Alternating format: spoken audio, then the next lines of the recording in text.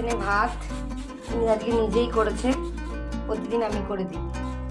শাক কেটেছে, গাজর কুচিয়েছে, এখন লাল আলু কোচাচ্ছি।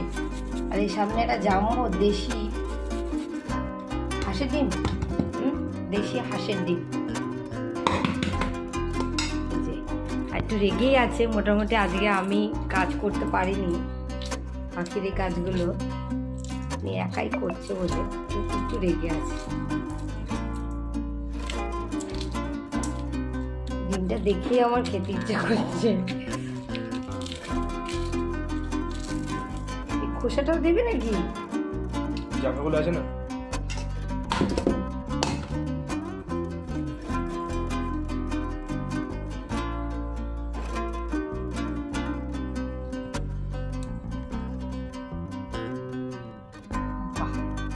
এখন ধোয়া বেরোচ্ছে আর এত সুন্দর। এটা তো আমাকে দিলে আমিই খেয়ে নেব, মোটামুটি এটা খেলে একদম হেলদি। মেথি শাক, গাজর, লাল আলু, হাঁসের ডিম, আর সাথে গরম গরম ধোয়া ওঠা সরু সরু চালের ভাত। পাখিগুলো এখনই বসে থাকে আমার এই খাবার খাওয়ার জন্যে।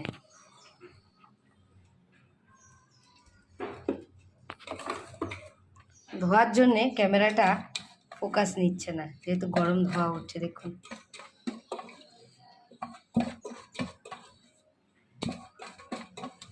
প্রায় 2 কেজি সব ফুড আছে। তবে আমি একটুখানি রাগারাগি করি, মানে এরকম দেখুন এগুলো কাটাকুটি করার পর পুরো রান্নাঘরে এরকম নোংরা ছিটিয়ে ফেলে এখানে খোসা। আর এমনি পিটপিটা মানুষ তো, পিটপিটা মানুষ, ওই শাক এক একটা করে বাজবে, গাজর মানে যদি পাখি খেয়ে নেয়। আমাদের খাওয়ার বেলা অত বাজবে না, যেহেতু পাখি খায় বলে পিটপিটা মানুষ সব বেছে ঠেচে একদম পরিষ্কার পরিচ্ছন্ন করে তারপর দেবে।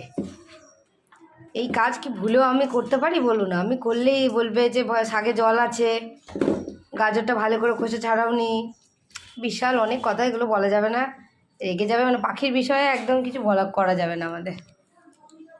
এখন রেডি হয়ে গেছে খাবার নিয়ে